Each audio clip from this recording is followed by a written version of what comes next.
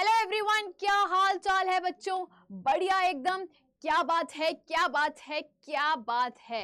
तो मैं सीए यशिका गेरा आप सभी बच्चों के सामने, जो आप बहुत ज़्यादा एट दिस लास्ट मोमेंट में, जब एग्जाम्स बिल्कुल आपके सर पे खड़े हैं, आप बहुत ज़्यादा परेशान हो रहे हो कि मैम मुझे समझ नहीं आ रहा कि मैं ग्रैंड टोटल कैसे अचीव कर पाऊंगा। मैम मैं बहुत अच्छे पढ़ाई करता हूँ लेकिन समहाउ मैं ग्रैंड टोटल कई बार अचीव कर लेता हूँ, कई बार अचीव नहीं कर पाता। कई बार मैं लॉ में रह रहा हूँ, कई बार मैम मैं मैथमेटिक्स क्यूए में रह रहा हूँ। तो मैम क्या अप्रोच फॉलो करें कि हम ग्रैंड टोटल भी अचीव कर पाएं और सारे सब्जेक्ट में भी जितना भी डिमांडेबल है 40+ वो एटलीस्ट अचीव कर लें। बच्चों बहुत बहुत बहुत ध्यान से सुन लो। पॉइंट नंबर फर्स्ट, मैं आपको 5 ऐसे स्टेप्स बताने वाली हूँ जो आपके लिए बहुत हेल्पफुल होने वाले हैं। पॉइंट नंबर फर्स्ट बच्चों, आप सभी बच्चों को अकाउंट्स को बहुत ही ग्रिप बनाकर चलना है, ठीक है। अकाउंट्स एक ऐसा सब्जेक्ट है बच्चों जो कि आप अपने ग्रैंड टोटल के लिए प्रिपेयर कर सकते हो, आप अपनी एग्जाम्पशन के लिए प्रिपेयर कर सकते हो। आप समझ रहे हो? देखो, कई बार होता है पेपर में ऑफ कोर्स सारे क्वेश्चन आसान नहीं मिलेंगे, चारों के चारों पेपर में सारे क्वेश्चंस आसान नहीं मिलेंगे। तो आपका टारगेट क्या होगा बेटा? आपका टारगेट होगा क्वेश्चन पेपर में कि सबसे पहले जो भी क्वेश्चन आसान लग रहे हैं उसको पहले अटेम्प्ट करो। समझ रहे हो बात? उसको पहले जब आप अटेम्प्ट करते हो आपका कॉन्फिडेंस लेवल बूस्ट अप होता है। रेदर अगर आपने कोई बल्कि क्वेश्चन उठा लिया और आपने इतना टाइम उस पर स्पेंड कर दिया एंड देन यू रियलाइज यार ये तो क्वेश्चन सॉल्व ही नहीं हुआ, तो ऐसा नहीं करना। First thing accounts, second thing economics, इन दोनों सब्जेक्ट के पेपर को आप ग्रैंड टोटल के लिए प्रिपेयर कर सकते हो, बड़े ही प्यार से कर सकते हो। और ट्रिक ये है कि आप सभी बच्चों को सारे क्वेश्चन पेपर में, not in fact in accounts and economics जो आसान है उस चीज़ को पहले करना है पेपर में, ठीक है। थर्ड थिंग, लॉ का पेपर जो कि बहुत पेनफुल है, पर उसके लिए एक अमेजिंग टिप सुन लो। अमेजिंग अमेजिंग, जी हाँ। तो बच्चों आपको बिल्कुल भी क्वेश्चन स्किप नहीं करना। हो सकता है आपको पर्टिकुलर क्वेश्चन का फाइनल कंक्लूजन नहीं पता, ठीक है। आपको क्वेश्चन का फाइनल कंक्लूजन नहीं पता बट आपको उसका प्रोविजन पता है, कौन से एक्ट से आया है ये पता है, एनालिसिस पता है थोड़ा थोड़ा, बट आंसर येस है या नो है ये नहीं पता।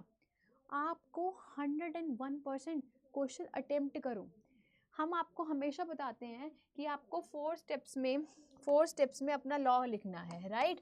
सबसे पहले provision applicable, second thing facts, ठीक है, third thing analysis and the fourth one is conclusion. तो लेट सपोज अगर आपको ये चीज़ पेपर में नहीं पता, बेटा आप ये लिखो के आओ, ये लिख के आओ, ये लिख के आओ।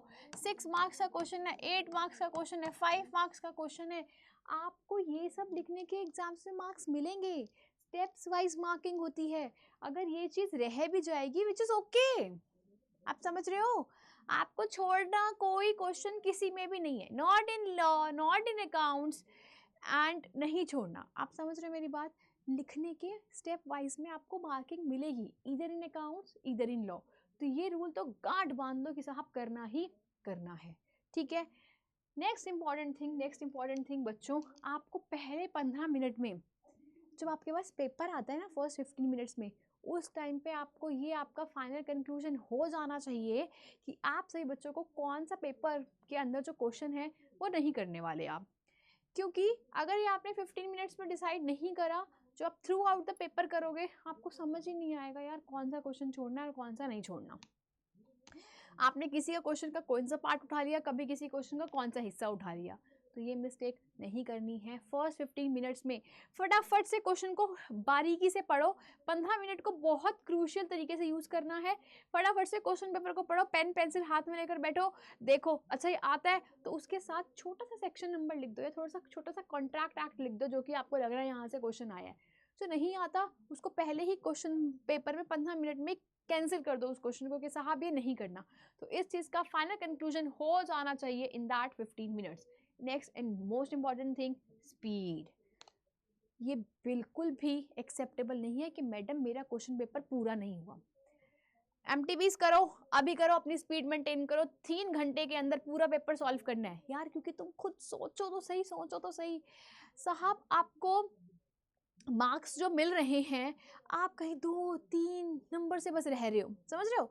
अगर आपका ग्रैंड टोटल बन गया 37, लेट्स सपोज लॉ में आ गए, तो आप खुद सोच के देखो, अगर आपके पास क्वेश्चन पेपर में ऐसी चीज़ें हैं जो आपने पेपर में लिख दी हैं, तो यार तुम 1-2-3 नंबर ही जो जिससे तुम रह रहे हो ना, वो आराम से अचीव कर सकते हो एग्जाम्स में।